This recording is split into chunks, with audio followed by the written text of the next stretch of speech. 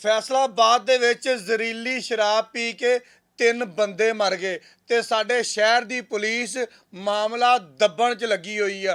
इसी जनाब रोज़ पुलिस मुकाबला करके मनशियात फरोश मार के मनशियात मुका के सौने अज जनाब असी 4 मुकाबलियां दे विच बदनामे जमाना मनशियात फरोश मार दिता। ਉਹਦੇ ਕੋਲੋਂ जनाब इन्नी शराब इन्नी हीरोइन इन्नी आइस बरामद कर ली ते भाई जी आ ਜ਼ਹਿਰੀਲੀ शराब ते फैसलाबाद दे विच कित्थों आई आ सानू इस गल का नहीं पता।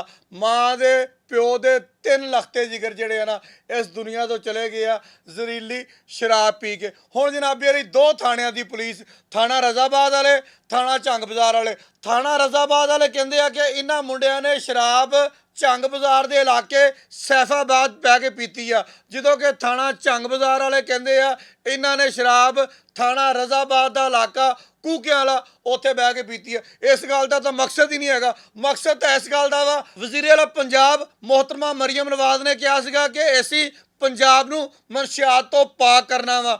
RPO फैसलाबाद सुहेल अख्तर सुखेरा ने आंदे ऐलान किया सीगा मनशियात मेरी रेड लाइन आ। CPO फैसलाबाद तनवीर हुसैन ने आंदे ही पुलिस मुकाबलियां दी 50 कर ली, लेकिन मनशियात उत्थे दी उत्थे ही आ। ਜ਼ਹਿਰੀਲੀ शराब उत्थे दी उत्थे ही आ। पी पी के साडे शहर के नौजवान जिंदगी की बाजी हार रहे हैं तो असीं की कर रहे हैं मामला दब्बो किते मामला मीडिया को ना पहुँच जाए, किते मामला वज़ीर आला को ना पहुँच जाए, किते मामला अफसरा को ना पहुँच जाए, RPO फैसलाबाद को ना पहुँच जाए। लेकिन क्योंकि असीं हक और सच दसते रहांगे।